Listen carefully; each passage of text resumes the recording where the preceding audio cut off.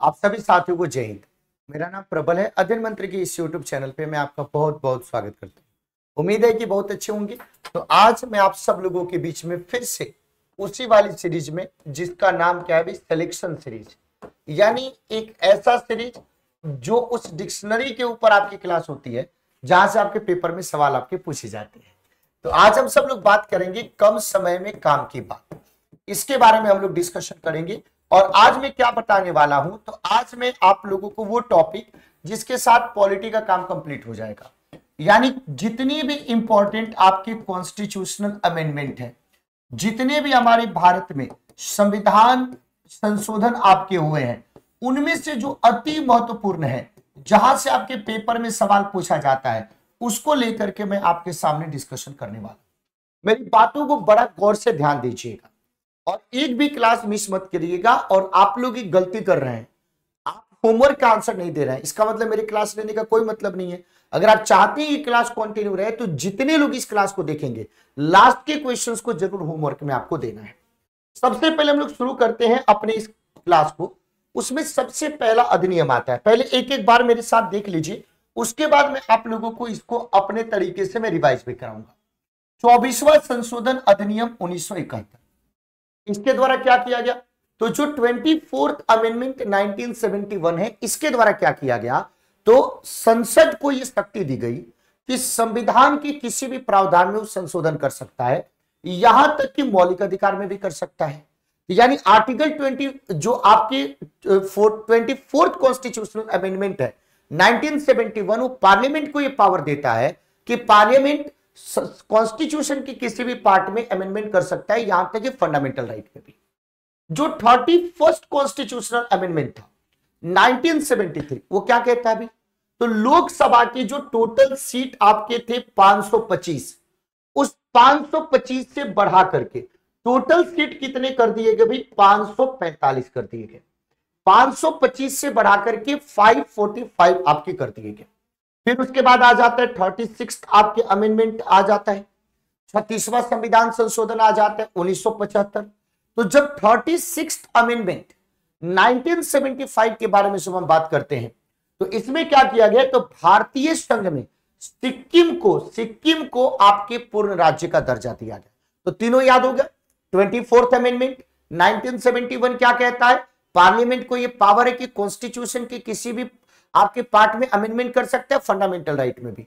31st क्या कहता है 1973 में, कि लोकसभा की सीटों की संख्या 525 से बढ़ाकर के 545 कर दिया गया। 36th अमेंडमेंट 1975 क्या कहता है, सिक्किम को पूर्ण राज्य का दर्जा दिया गया। अब यहां पे देखिए कि ये क्या कहता है भाई, तो सबसे पहले जो हमारे कॉन्स्टिट्यूशन का जो मोस्ट इंपॉर्टेंट पार्ट है, वो है 42वां संविधान संशोधन अधिनियम 1976।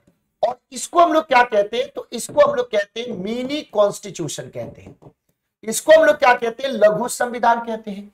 अब ये जो 42वां संविधान संशोधन 1976 है, इस 42nd अमेंडमेंट 1976 के द्वारा हमारी कॉन्स्टिट्यूशन में सोशलिस्ट वर्ड को जोड़ा गया, हमारी कॉन्स्टिट्यूशन में सोशलिस्ट वर्ड को जोड़ा गया, हमारी कॉन्स्टिट्यूशन में सेकुलर वर्ड को जोड़ा गया, हमारी कॉन्स्टिट्यूशन में इंटीग्रिटी वर्ड को जोड़ा गया। यानी हमारा जो कॉन्स्टिट्यूशन का प्रियम्बल है, उसमें पहले तीनों वर्ड नहीं थे, 42nd अमेंडमेंट के द्वारा जोड़ा गया। पहली बात, एक काम ये किया गया 42nd अमेंडमेंट के द्वारा। दूसरा काम क्या किया गया, कि जो पार्ट 4A है, उसमें आपके फंडामेंटल ड्यूटीज यानी मूल कर्तव्य को जोड़ दिया गया। आपने बोला कि ये भी सही बात है। और तीसरा काम क्या कर दिया गया, कि प्रेसिडेंट को यह बाध्य कर दिया गया कि जो भी आपके काउंसिल ऑफ मिनिस्टर्स के द्वारा, जो भी आपकी कैबिनेट की जो सलाह होगी, उसको मानने के लिए मैंडेटरी कर दिया गया। तो 42nd अमेंडमेंट 1976, पहली बात, प्रियम्बल में 3 वर्ड सोशलिस्ट, सेकुलर और इंटीग्रिटी जोड़ा गया। पार्ट 4A में फंडामेंटल ड्यूटी जोड़ा गया और प्रेसिडेंट को इस बात के लिए बाध्य किया गया कि कैबिनेट की जो आपकी बात है उसको मानना पड़ेगा।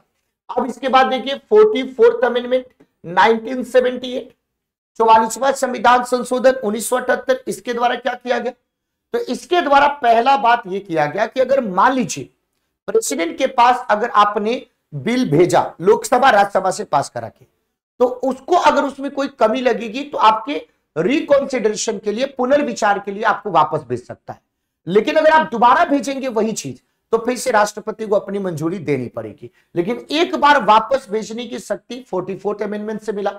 दूसरी बात कि जब भी नेशनल इमरजेंसी आपके लगा होगा, तो नेशनल इमरजेंसी में 1975 में जो नेशनल इमरजेंसी लगाई गई थी वो किस आधार पे लगाई गई थी भाई? इंटरनल डिस्टर्बेंस के आधार पे, आंतरिक अशांति के आधार पे।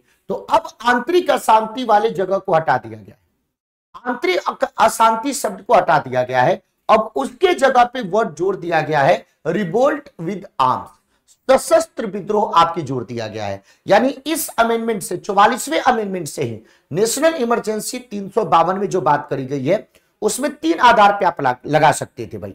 तो भाई युद्ध के आधार पे, बाह्य आक्रमण के आधार पे, सशस्त्र विद्रोह के आधार पे।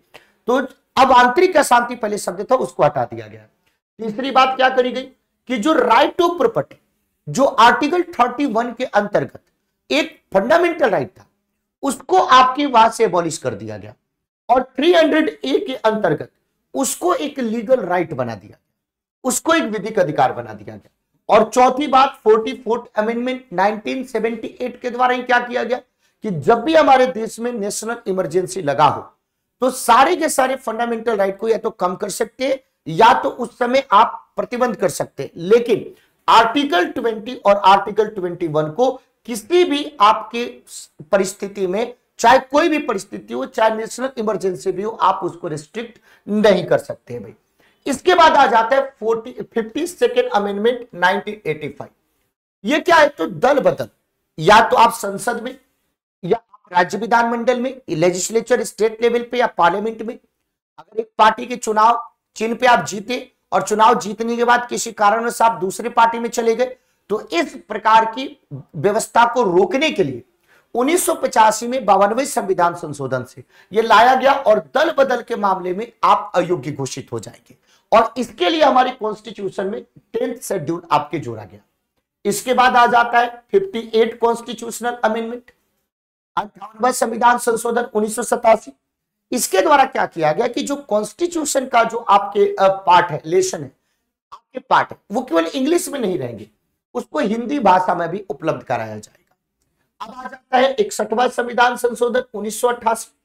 जब 61st कॉन्स्टिट्यूशनल अमेंडमेंट 1988 के बारे में बात करते हैं तो इसके थ्रू क्या किया गया कि जो वोट देने की एज है, पहले कितनी साल थी भाई? 21 साल थी, 21 साल से घटा करके 18 साल कर दिया।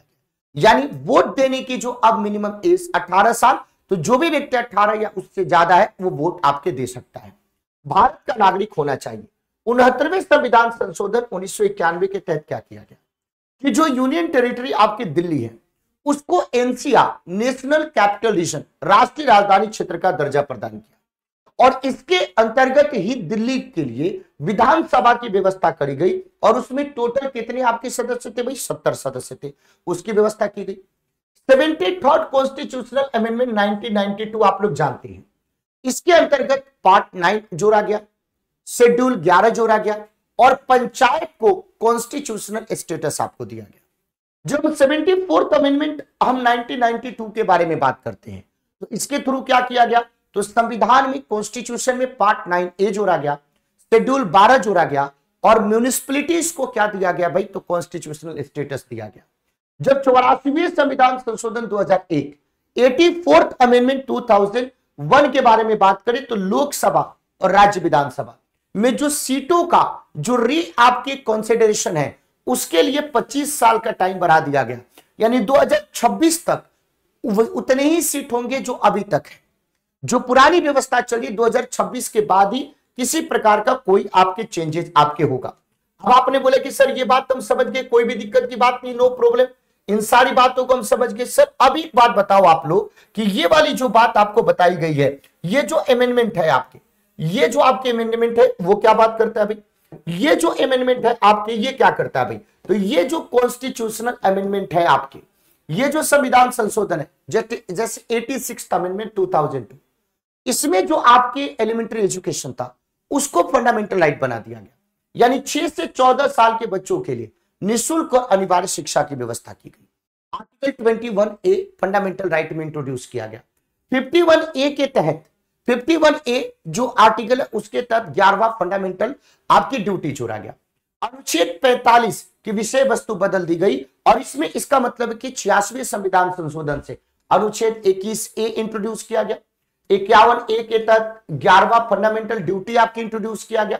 आर्टिकल 45 में भी 6 से 14 साल की आपकी उम्र की व्यवस्था आपकी करी गई। तो ये सारे इंपॉर्टेंट आपकी कॉन्स्टिट्यूशनल अमेंडमेंट थे।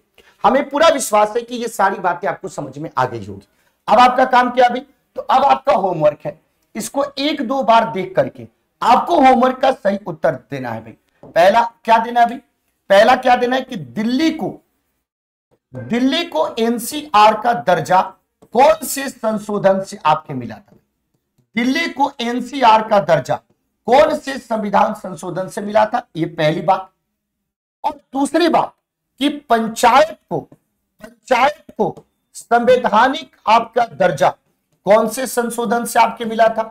पंचायत को संवैधानिक दर्जा कौन से संशोधन से आपके मिला था। तो एक क्लास और मैं संविधान संशोधन के ऊपर लूंगा जिसमें आपकी जितनी भी आपके नए वाले कॉन्स्टिट्यूशनल अमेंडमेंट है वो मैं करा दूंगा। ये महत्वपूर्ण संविधान संशोधन अब इसको देखना है और होमवर्क का आंसर करना मैंडेटरी है। तो मैंने आप लोगों को पॉलिटी में पूरे पार्ट, पूरे शेड्यूल, 2 क्लास में इंपॉर्टेंट आर्टिकल्स और ये कॉन्स्टिट्यूशनल अमेंडमेंट की क्लास है, इसको देख लेना है। एक और छोटी सी क्लास आएगी उसको देख लेना है। पॉलिटी का जीवन भर हमेशा काम आपके तमाम हो जाएगा।